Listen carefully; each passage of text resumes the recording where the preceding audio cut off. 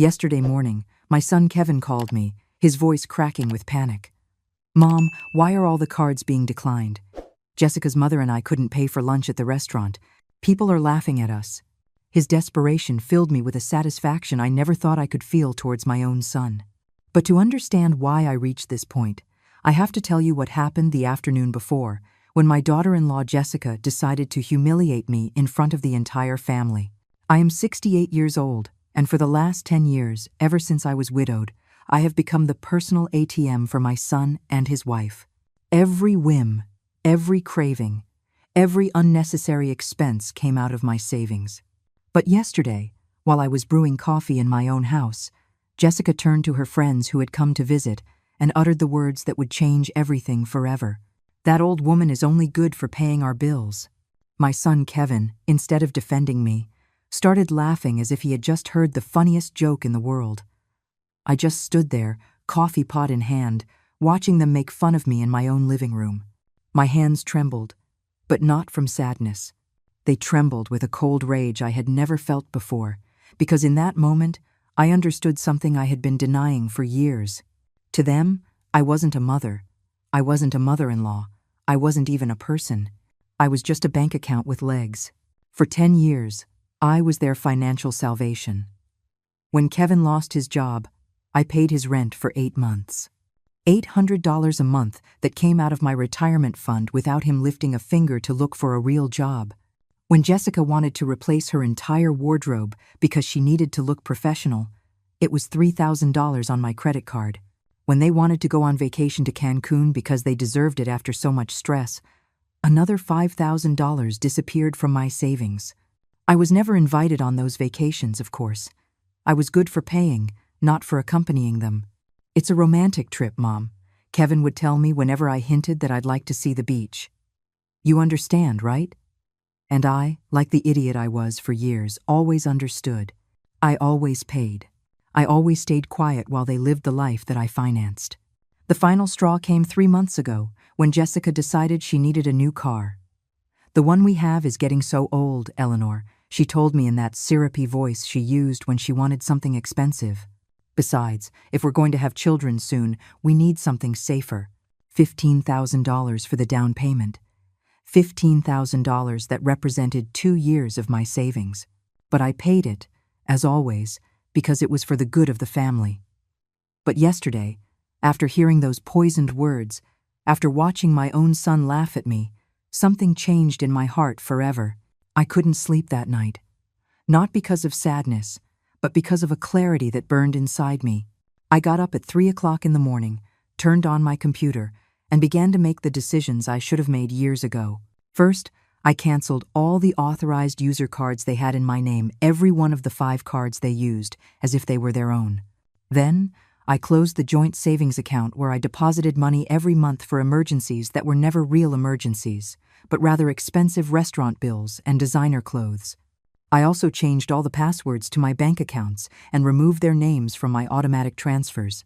At 6 o'clock in the morning, when I was finished, I poured myself a cup of coffee and sat in my favorite armchair. For the first time in years, I felt at peace. I knew that soon my phone would ring, and on the other end would be my son, desperate, humiliated, demanding an explanation, and I would be ready to give him one. The phone rang at exactly 9:15 in the morning. I was sitting in my kitchen, enjoying my second coffee of the day, when I saw Kevin's name on the screen. I didn't answer immediately. I let it ring 3 more times while I savored this moment of power I hadn't felt in decades. When I finally answered, his voice was desperate, almost hysterical. "Mom, why are all the cards being declined? I'm here at the Hawthorne Grill with Jessica's mother. We wanted to have lunch and celebrate her birthday, but none of the cards work. It's humiliating. People are staring at us. The waiter is getting impatient, and I don't have enough cash to cover a $200 check. What is going on?" The irony was delicious. They had chosen the Hawthorne Grill, the most expensive restaurant in town, to impress Jessica's mother. The same place I was never invited to, despite having paid for their family dinners there for years when they went without me. Now they were there, surrounded by the high society they so desperately wanted to impress, and they couldn't even pay for a single plate. "Good morning, Kevin?" I replied with a calm that surprised even me. The cards are canceled because I've decided I'm no longer going to finance your lifestyle. What? Are you crazy? We're in public. Jessica's mother is here. How am I supposed to explain that my own mother left me high and dry?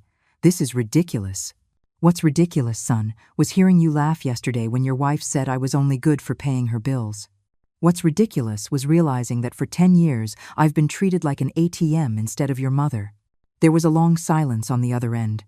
I could hear voices in the background, probably Jessica and her mother wondering what was happening.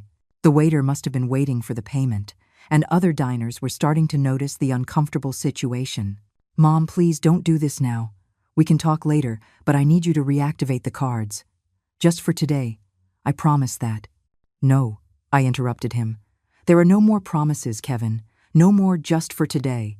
For 10 years I've heard the same promises. For 10 years I've been your easy solution for everything. But yesterday I learned something important.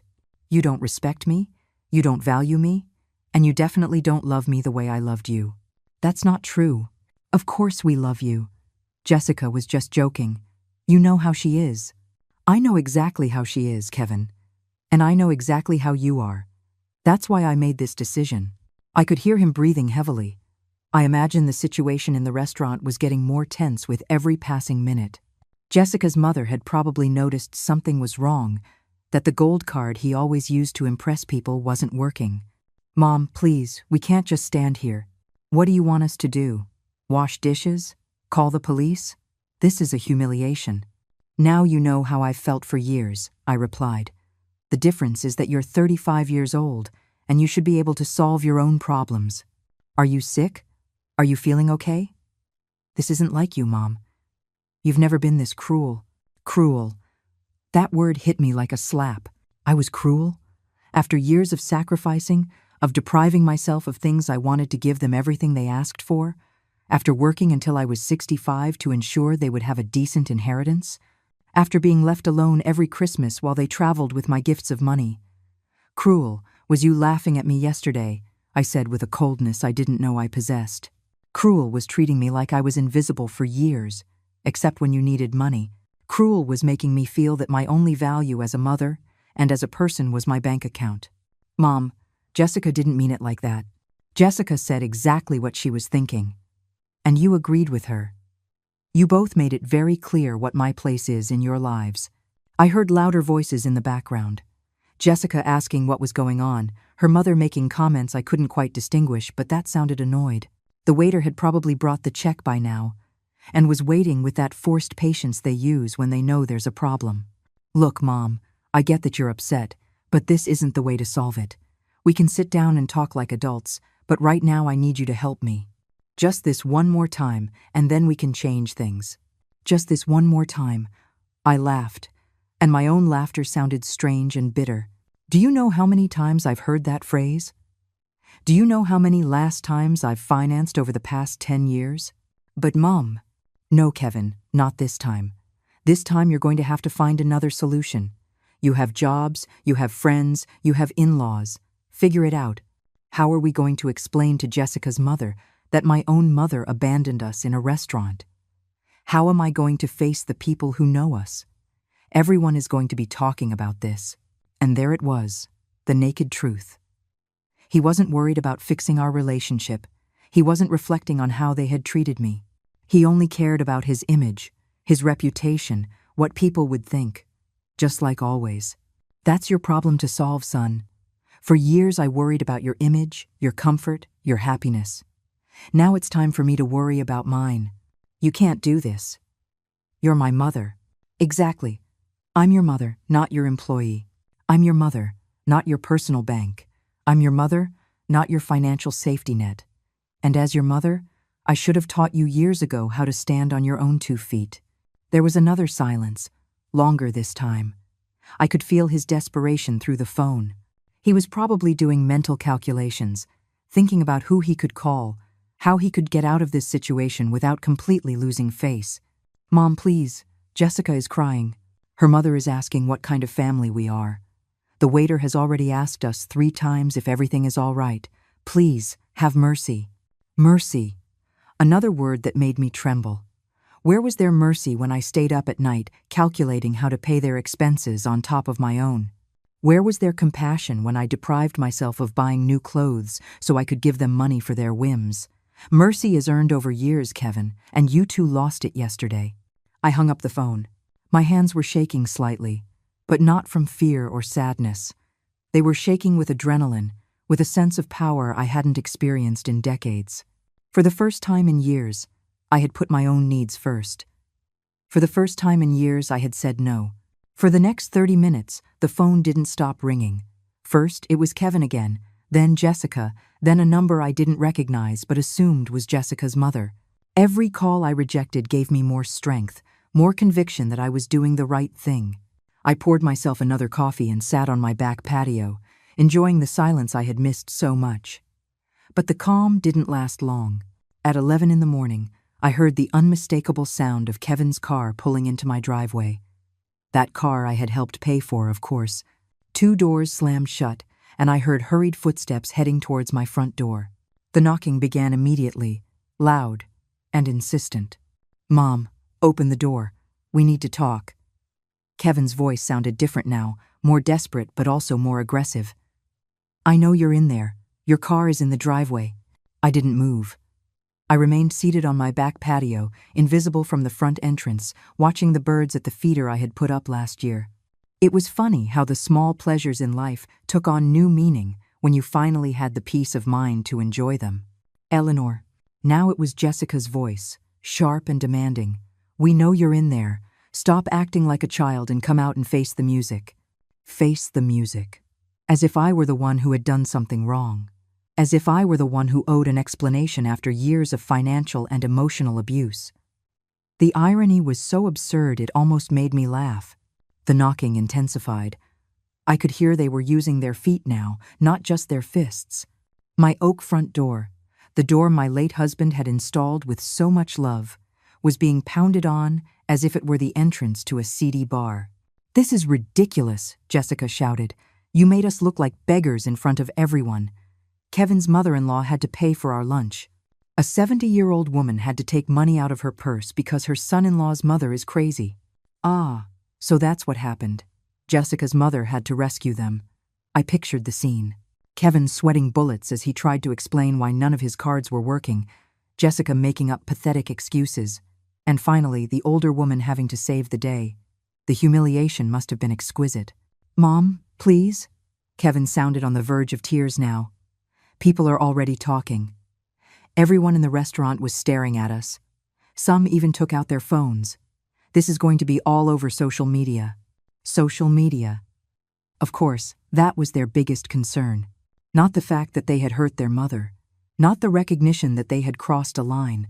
They only cared about their public image, their reputation in those social circles where they loved to show off their lifestyle financed by me. The knocking stopped for a moment, but I could hear their voices arguing in furious whispers. They were probably deciding on their next strategy. I knew Jessica well enough to know she had a full arsenal of emotional manipulations, and Kevin had learned well from her over the years. "Eleanor." Jessica's tone changed completely.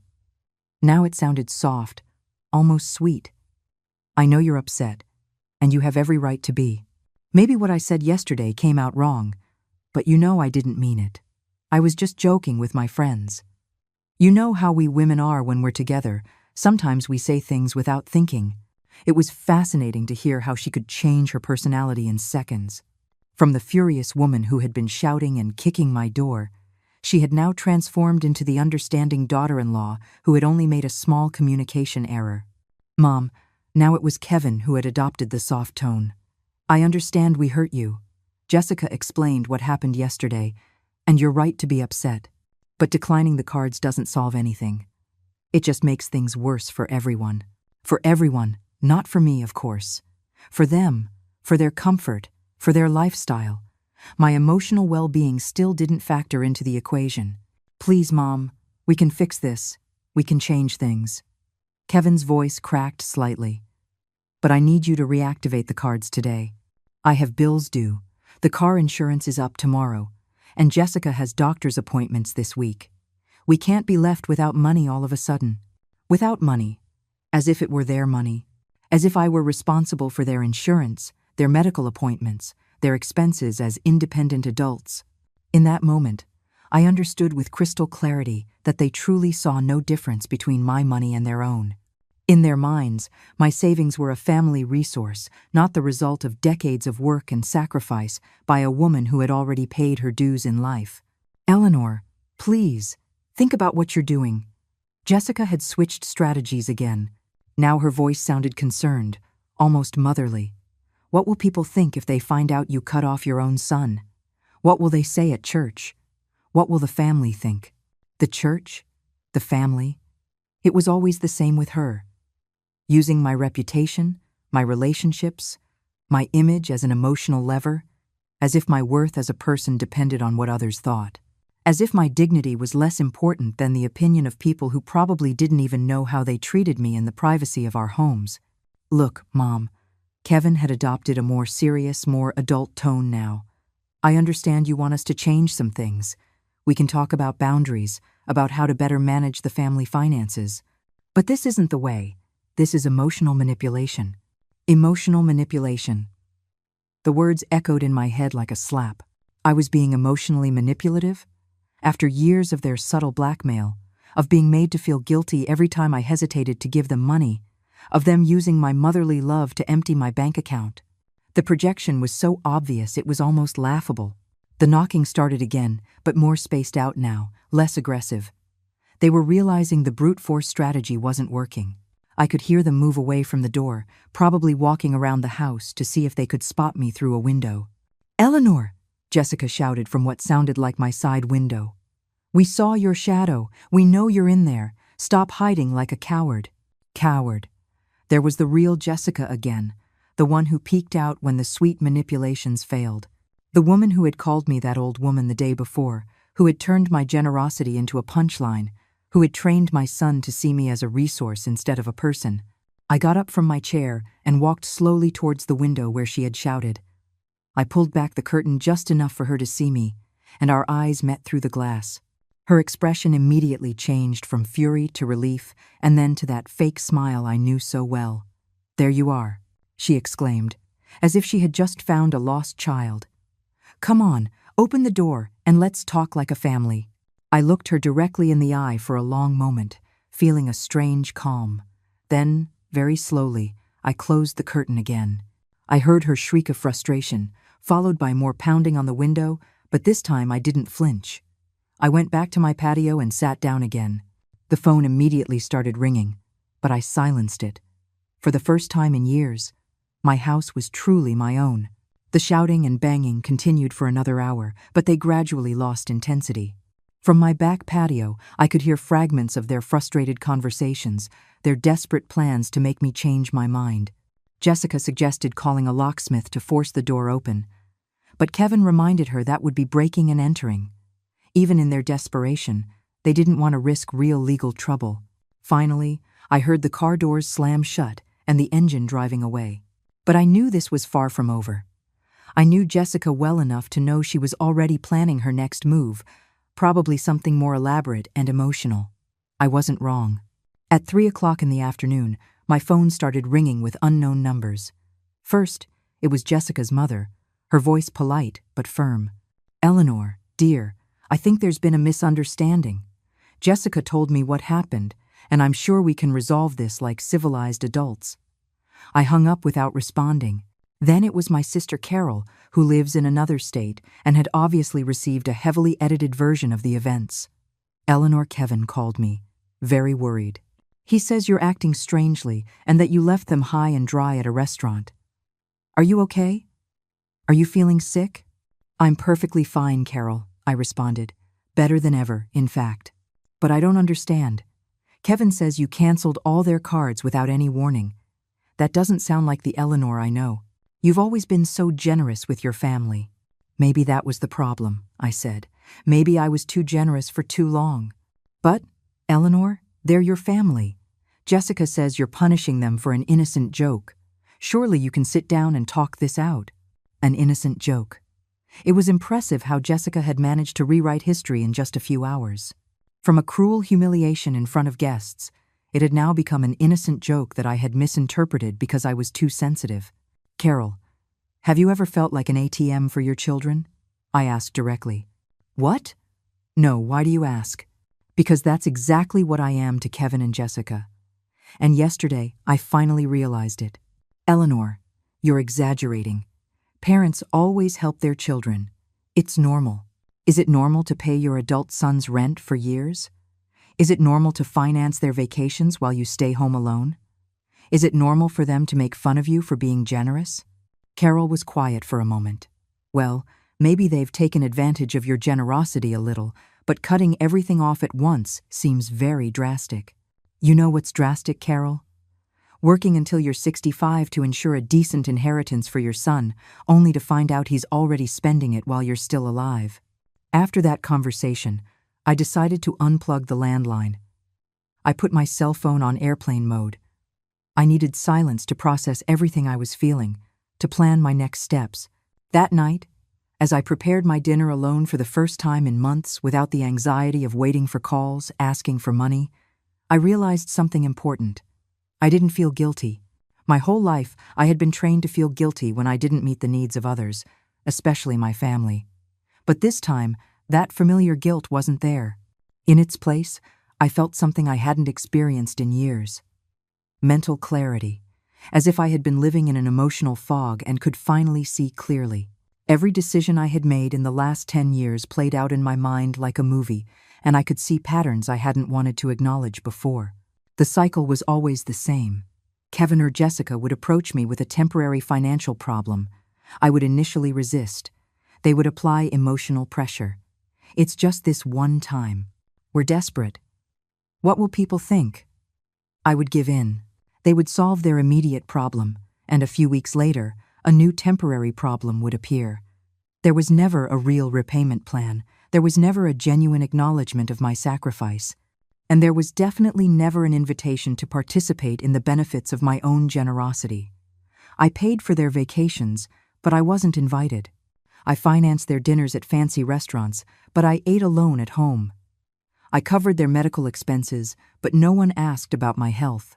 I got up and walked to my study, where I kept all my financial documents.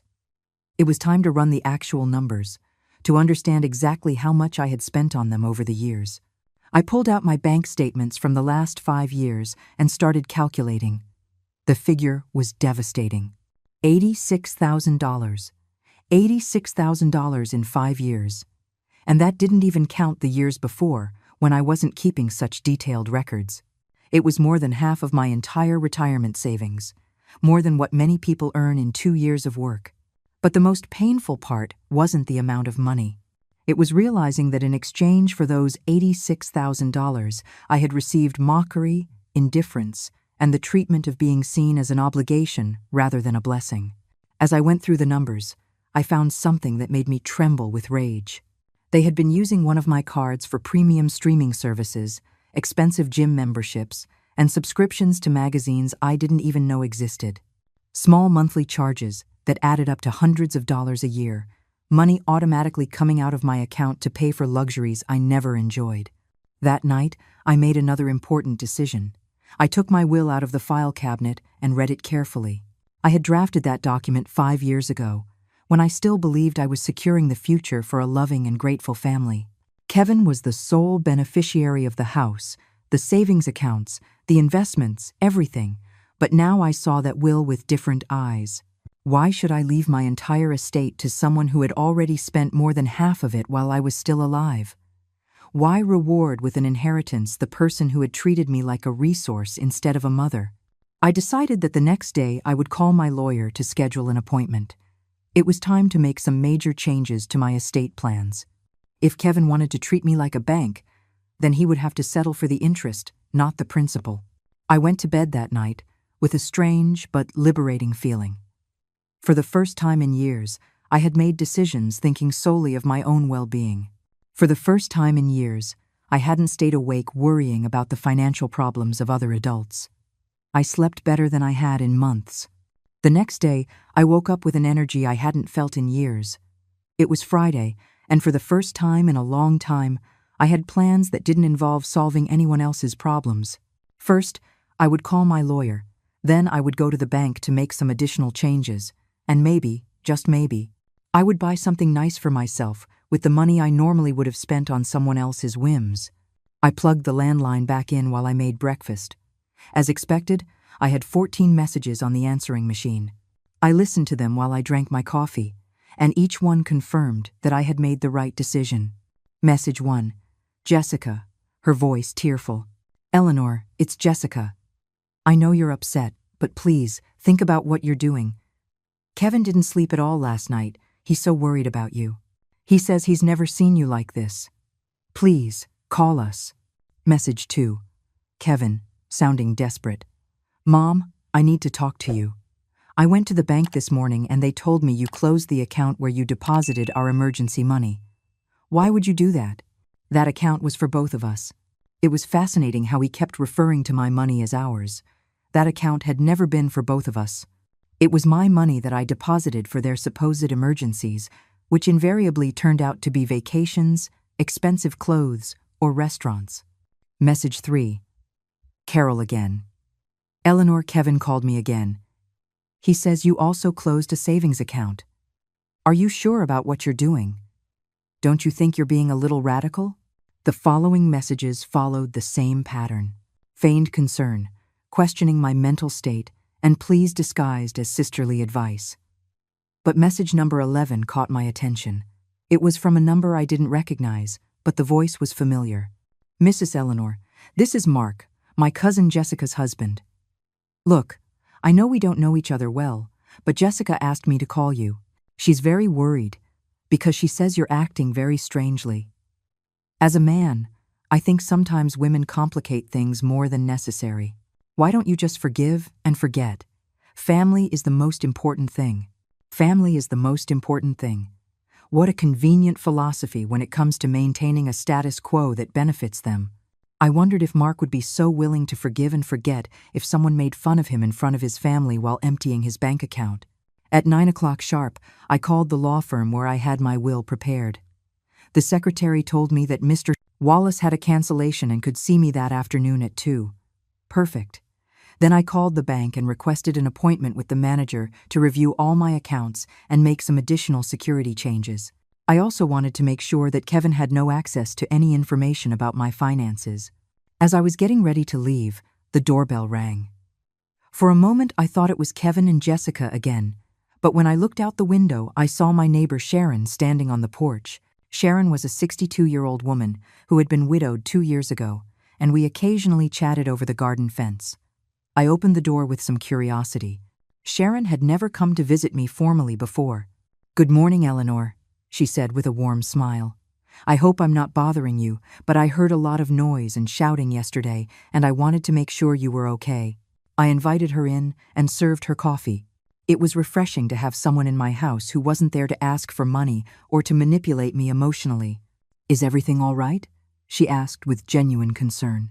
"Yesterday I saw your son and his wife were here for hours, shouting and banging on the door.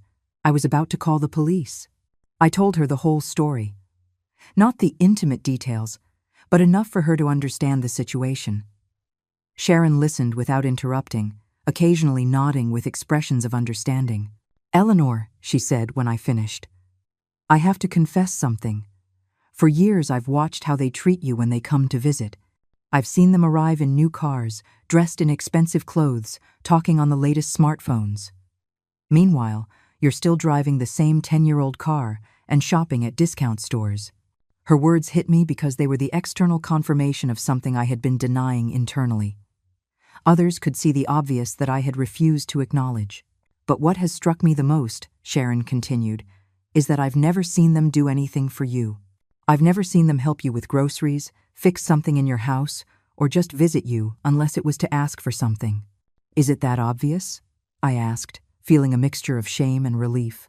"To someone looking from the outside, yes, but I understand why you couldn't see it. When you're a mother, you always want to believe the best of your children." Sharon stayed for another hour, and our conversation was the most honest and liberating one I had had in months. She told me about her own experiences with adult children who expected her to solve all their problems, and how she had learned to set boundaries after being widowed. "You know what helped me the most?" she said before she left. "Realizing that being a good mother doesn't mean being a martyr. You can love your children without sacrificing your dignity for them." Her words resonated in my mind all the way to the bank. At the manager's office, we reviewed all my accounts and implemented new security measures. I changed all the passwords. I added two-step verification, and I made sure that only I had access to any financial information. "Mrs. Eleanor," the manager said as he processed the changes, "may I ask why these drastic changes? Do you have any specific security concerns?" "Let's just say I finally realized that my biggest financial security risk lives in my own family," I replied. The manager nodded with understanding. "It's more common than you think, ma'am. We see many cases of older adults being taken advantage of financially by relatives. You did the right thing by protecting yourself." After the bank, I went to lunch alone at a small, cozy restaurant I had always wanted to try, but had never allowed myself the luxury. I ordered the most expensive dish on the menu, a glass of wine, and dessert. The total bill was $45, less than what Kevin and Jessica spent on a single round of drinks on their nights out. As I savored my lunch, I realized something important. It had been years since I had enjoyed a meal without the constant anxiety of calculating how much it was costing me, how much I might need to set aside for Kevin's next emergency, or whether I could afford this small personal pleasure. For the first time in years, I was eating with genuine appetite and pleasure. The appointment with Mr. Wallace, the lawyer, was revealing in ways I hadn't anticipated. When I explained the situation and my desire to change my will, he showed no surprise. In fact, he told me that cases like mine were more frequent than I imagined. "Mrs. Eleanor," he said as he reviewed my current will, "I see we drafted this document 5 years ago. At that time, you designated your entire estate to your son, Kevin. Are you sure you want to make significant changes?" "Completely sure," I replied. "Over these 5 years, I've seen my son's true character. He has shown that he doesn't value my generosity, and frankly, he has already spent more than half of his inheritance while I'm still alive." The lawyer took notes as I detailed the $86,000 I had documented, not counting the previous years. His eyebrows rose slightly when I mentioned the figure. "I understand your position," he said. "What kind of changes are you considering?" "I want to divide my estate. One part to charitable organizations that actually help people in need, not whimsical adults. Another part for my sister Carol, who has always been independent and has never asked me for anything. And for Kevin." I paused. "For Kevin, just enough to show that I haven't disinherited him out of malice, but not enough for him to continue living without working." "Are you thinking of a specific percentage?" 50% to charity, 30% to my sister, and 20% to Kevin, on the condition that he can only receive his share if he demonstrates a full year of total financial independence. The lawyer smiled slightly. "That last condition is interesting and completely legal. You're essentially incentivizing personal responsibility." I left the law firm feeling a deep satisfaction. For the first time in years, I had made decisions about my future that reflected my real values, not my fears or my maternal guilt. When I got home, there was an unfamiliar car in my driveway. An older, elegantly dressed woman was standing on my porch. It was Jessica's mother, Brenda. "Eleanor," she said with a forced smile when she saw me arrive. "I'm glad you're here. We need to have a woman-to-woman talk." I invited her in, more out of curiosity than politeness. I wanted to hear what version of the events this woman had received. "Look, dear," Brenda began once we were seated, "I know there was a misunderstanding yesterday between you and the kids. Jessica told me everything, and honestly, I think you're blowing the situation out of proportion." "Blowing it out of proportion?" I asked. "Well, yes. Jessica says she made a comment that you misinterpreted, and now you've taken very drastic measures. Canceling your own son's credit cards? That seems like a very extreme reaction for a simple joke between women." A simple joke between women. It was impressive how the narrative had evolved. Now, not only had it been an innocent joke, but it was also my fault for not having a sense of humor. "Brenda," I said calmly, "do you give your daughter unlimited credit cards?" "Well, no, but..." "Do you pay your adult daughter's rent?" "No, but that's different." "Do you finance your daughter's vacations while you stay home alone?" Brenda shifted uncomfortably in her chair. Eleanor, every family manages their finances differently. Exactly. And I've decided to manage mine differently from now on. But think about Jessica and Kevin. They're young, they're building their future. They need support. They are 35 and 32, respectively. At that age, I had already raised a child, worked for years, and saved for my old age. Without any help from my parents. Times were different then. Times are different. That's true. Now there are more opportunities, better education, more access to bank loans. There's no reason why two educated adults can't support themselves. Brenda changed her strategy. Eleanor, Jessica is very upset. She cried all night yesterday. She says she has always seen you as a second mother and doesn't understand why you're suddenly rejecting her. A second mother who is only good for paying bills, according to her own words. That was a joke. Women always complain about their mothers-in-law. It's normal. Complaining in private is one thing, Brenda. Humiliating someone in front of guests is something else entirely. The conversation continued for another half hour, with Brenda using every manipulation tactic in the book. Guilt. Think about how your son feels. Fear. You're going to end up alone. Shame. What will people think? And even veiled threats. Jessica has contacts at Adult Protective Services. Finally, when she realized that none of her tactics were working, she switched to a more direct approach. Eleanor, I'm going to be frank with you. Jessica and Kevin are considering seeking legal help. There are ways to have a person declared mentally incompetent if they show erratic behavior with their finances. There it was, the real threat behind all the emotional manipulation. If I didn't give in voluntarily, they would try to take away my control over my own finances by force.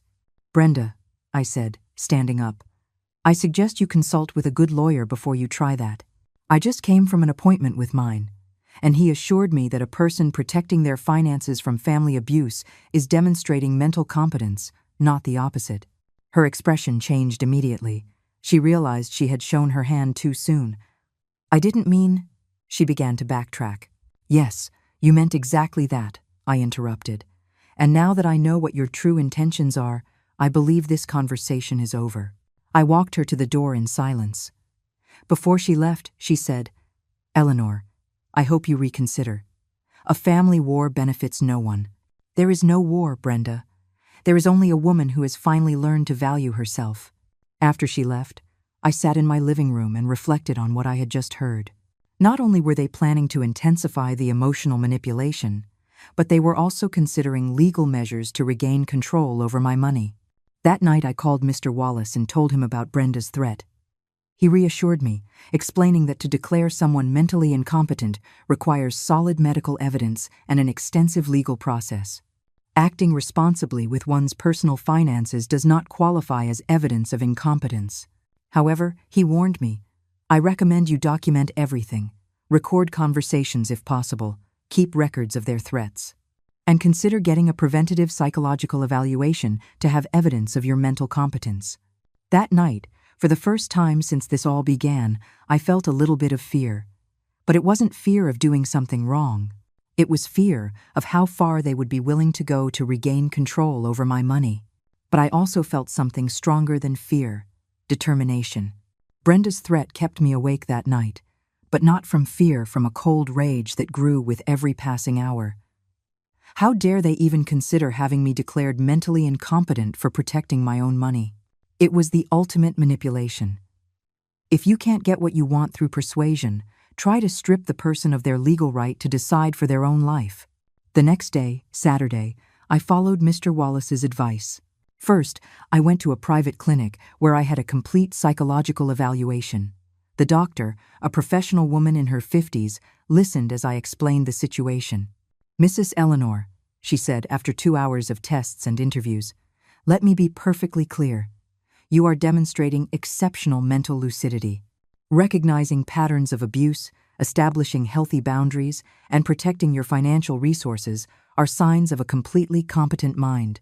In fact, I would say you're acting more rationally now than when you were enabling the financial abuse. She gave me an official report documenting my full mental competence, dated and sealed. It was my insurance policy against any future legal challenges. When I got home, I found Sharon working in her garden. She came over to the fence that separated our properties with a worried expression.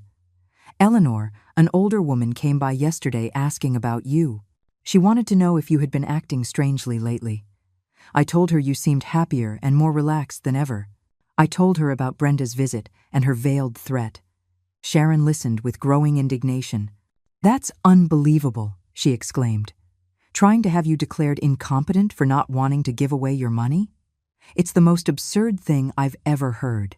"What bothers me most," I said, "is that they truly believe they're entitled to my money. They don't see it as my estate. They see it as their inheritance, paid in advance." "You know what you need?" Sharon said with a mischievous smile. "You need to get out and enjoy your freedom. When was the last time you did something just because you wanted to?" She was right. I had spent so many years living according to the needs and demands of others that I had forgotten what it felt like to do something simply for personal pleasure. "There's a 5-day cruise that leaves next Wednesday," Sharon continued. "I was going to go with my sister, but she had to cancel for health reasons. Would you like to come with me?" The idea thrilled me immediately. When was the last time I had traveled for fun? When had I slept in a bed that wasn't my own, eaten at a restaurant without calculating the cost, or simply relaxed without the constant anxiety of Kevin's next financial crisis? "I'd love to," I replied without hesitation. That afternoon we booked the cruise. $500 per person for 5 days, all inclusive. It was a fraction of what I had spent on Kevin and Jessica's last vacation, but this time it would be for my own enjoyment. Sunday morning, as I was researching what to pack for the cruise, the doorbell rang. It was Kevin, alone this time. He looked terrible, deep dark circles under his eyes, wrinkled clothes, a desperate expression. "Mom," he said in a broken voice, "please, we need to talk." "No, Jessica, no shouting, just you and me." I let him in, but kept my emotional distance. I had learned to recognize when I was being manipulated. "Mom, I'm desperate," he began. "The car insurance is due on Monday, and I don't have the money to pay it. If I don't renew it, I can't legally drive. And without a car, I can't get to work." "How much is the insurance?" I asked. $250. "And how much did you earn last month?" $2,500. But what, Kevin?" "But we have expenses. The rent, food, utilities. And what else do you spend it on?" He was quiet for a moment. "Mom, you don't understand. Life is expensive. Life is expensive when you have a lifestyle you can't afford," I replied. "Tell me something, son. How much did you spend on restaurants last month?" "I don't know. Maybe. How much do you spend on streaming services, gym memberships, food delivery apps?" "That's different, Mom. Those are basic necessities." "Streaming services are basic necessities?" "In the modern world, yes. You can't live like a hermit." There it was, the fundamental problem. Kevin genuinely believed that luxuries were necessities, and that real necessities were someone else's responsibility. "Kevin," I said calmly, "you're 35 years old. You have a college education. You have a job. Why can't you pay a $250 car insurance bill? Because there's no money left over after everything else. Then cut back on everything else. Period. It's not that easy. You can't just cut expenses like that." "Why not?" he asked, visibly frustrated. "Because we have a life to maintain. A life you can't afford. But you've always been there to help us." And there was the naked truth. He wasn't asking for temporary help. He was claiming what he considered his right. In his mind, I was a permanent part of his financial structure, not a mother who occasionally provided support.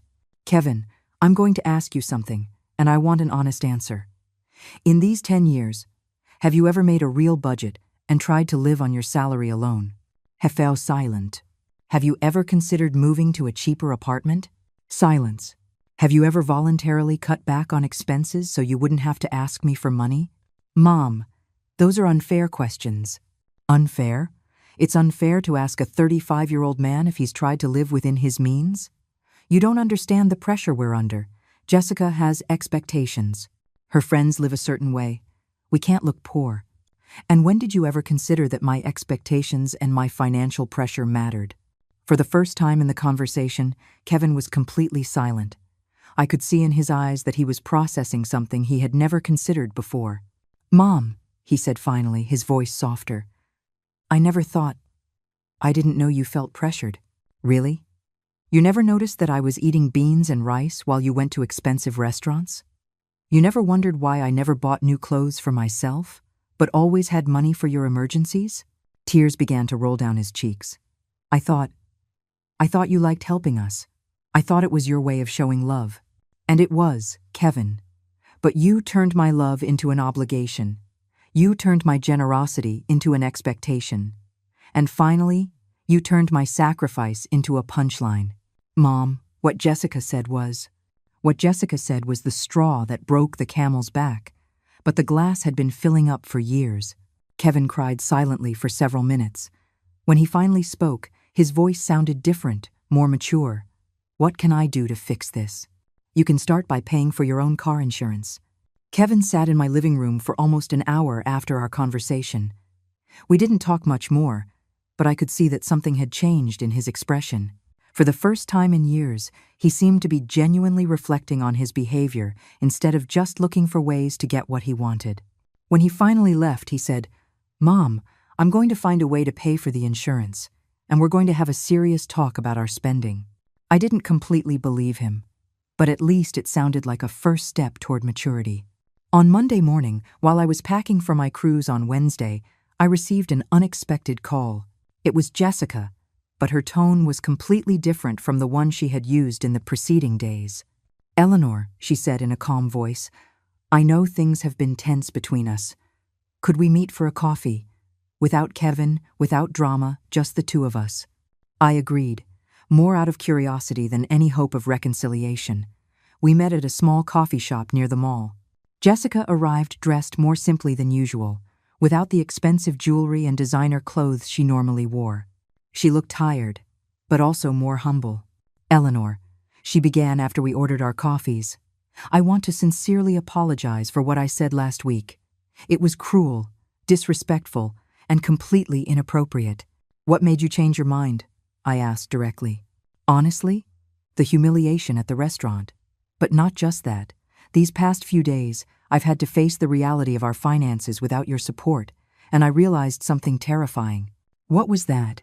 "That we have no idea how to live within our means. We've been living like we were rich for years, because you were financing the difference between our income and our expenses." It was the first time I had ever heard Jessica offer an honest reflection on her financial situation. "Yesterday," she continued, "Kevin and I sat down and made a real budget, just with our salaries, without outside help. Do you know what we discovered? Tell me, that we spend almost double what we earn." "Double, Eleanor. Not just a little more, but double. And you were always covering the difference.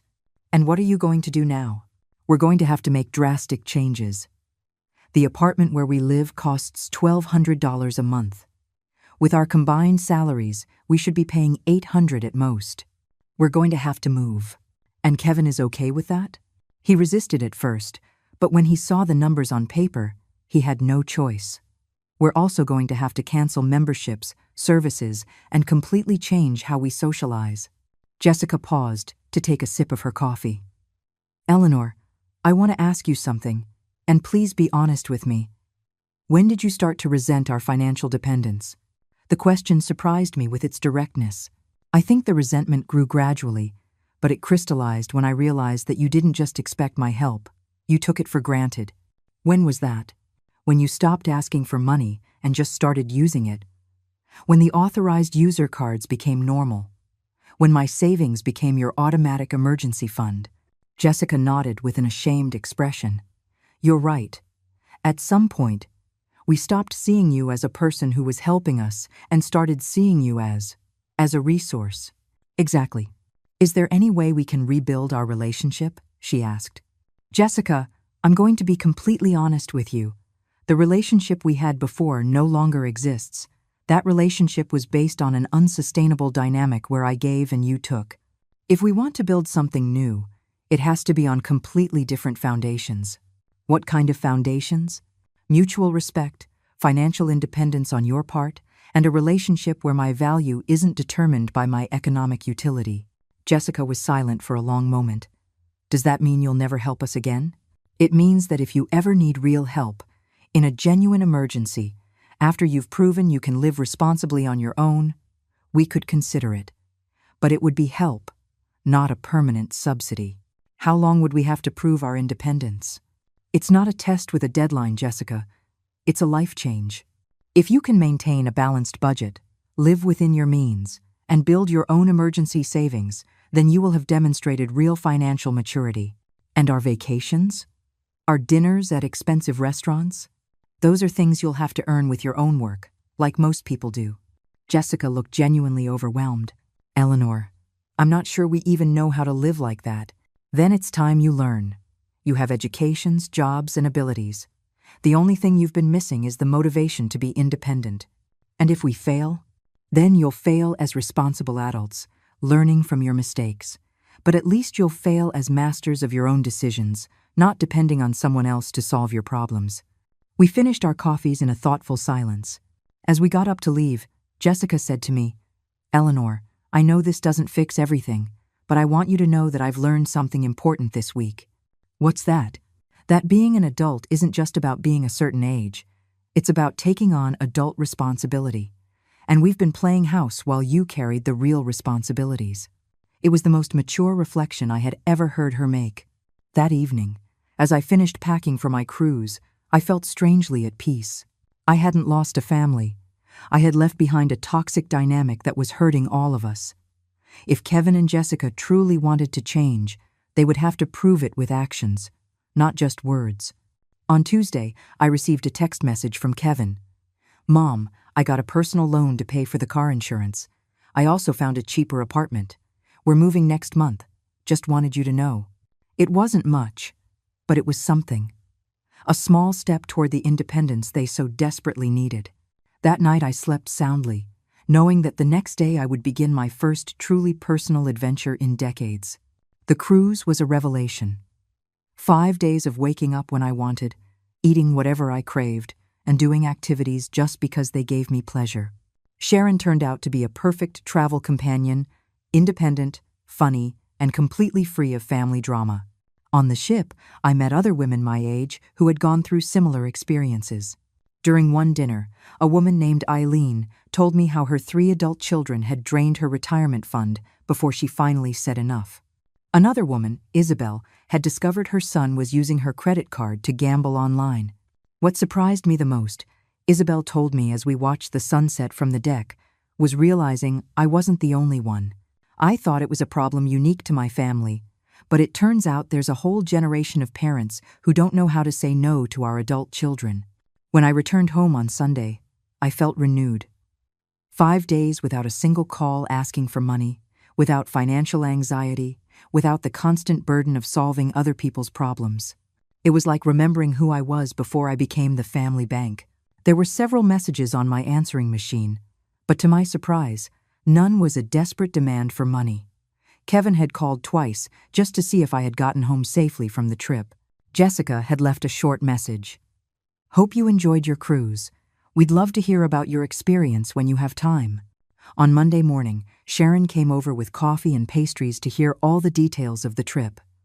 As we were chatting on my patio, I saw Kevin's car park in my driveway. But this time, instead of getting out immediately and heading for my door, he sat in the car for several minutes. When he finally rang the doorbell, his expression was different. He seemed nervous, but also more mature somehow. Mom, he said when I opened the door. I know you just got back from your trip, but could we talk for a moment? I invited him in. Sharon excused herself discreetly and went back to her house. Mom, I wanted to tell you what we've been doing this week, Kevin began. Jessica and I moved into a smaller apartment. We're paying $600 less in rent a month. How do you feel about the change? Honestly, it was hard at first. The apartment is smaller, it's in a less fancy neighborhood. But after a few days, I realized something important. What's that? That I can sleep soundly knowing we're paying for everything with our own money. I don't have that constant anxiety of not knowing how we're going to cover next month's bills. It was the first time I had heard Kevin talk about financial anxiety from his perspective. It had never occurred to me that he might have also been stressed by the unsustainability of his lifestyle. We also canceled the expensive gym memberships and joined a basic one that costs a fifth of the price, he continued. And Jessica found a part-time job on weekends to bring in extra income. Jessica is working more? Yes, and it was her idea. She says she wants to contribute more actively to our finances instead of just managing money that comes from other places. I was surprised to hear that Jessica had taken that initiative. Mom, I also wanted to formally apologize. Not just for what happened 2 weeks ago, but for all these years. I never realized I was treating you like an ATM instead of my mother. What made you realize it? When we had to make our first real budget, I realized I had no idea how much it actually cost to live. My entire adult life, I had been living above my means because you were covering the difference. Kevin paused and looked me directly in the eyes. Mom, I want you to know that these past few days have been the first in years where I feel like a real adult making my own decisions, solving my own problems, being responsible for my own consequences. And how does that feel? Terrifying, but also liberating. I didn't know how much weight I was carrying until I got rid of it. Weight. The weight of knowing, deep down, that he wasn't truly independent. The weight of knowing he was living a financial lie. The weight of knowing his lifestyle depended on exploiting his mother's generosity. Those words hit me deeply. For years I had thought I was the only one suffering in that dynamic. But it turned out that Kevin had been carrying guilt and anxiety as well. Mom, I know I have no right to ask you for anything after everything that's happened, but there's something I'd like to ask you. Tell me, do you think one day we could have a normal relationship? A relationship where I'm your son who visits because he loves you, not because he needs something. The question moved me because it implied that he understood the difference. Kevin, that relationship can start today if you want it to. I've always wanted a son who visits because he cares about me, not because I'm useful. Then, would you like it if Jessica and I came for lunch on Sunday? We'll bring the food, we'll cook, and we'll just spend time together. I would love that. After Kevin left, I sat in my living room reflecting on everything that had changed in 2 weeks. I had lost my role as my family's financial rescuer, but I had gained something more valuable: my self-respect and the possibility of a genuine relationship with my son. That evening, I called Mr. Wallace to ask about modifying my will again. After the conversation with Kevin, I wanted to consider a different approach. Instead of punishing him permanently, I decided to create a will that rewarded demonstrated maturity over time. Mrs. Eleanor, the lawyer said, you're thinking of a tiered will based on behavior. Exactly. If Kevin demonstrates real financial independence for 2 consecutive years, he could receive a larger portion. If he continues that pattern for 5 years, another portion. But if he falls back into his old habits, we revert to the original plan. It's a smart structure. It incentivizes long-term personal growth. As I hung up the phone, I realized that for the first time in years, I was planning my future based on hope instead of fear. Hope that my son had truly learned and grown. Hope that our relationship could heal. Hope that my final years would be lived with dignity and respect. I went out to my patio and looked at the stars. In the distance, I heard the sound of the fountain I had installed in my garden last year. A small luxury I had only allowed myself after years of doubting whether I deserved to spend that money on myself. Now I knew the answer. I had always deserved to treat myself with the same generosity I had shown to others. It had taken 68 years to learn that lesson, but I had finally learned it. And I would never forget it again.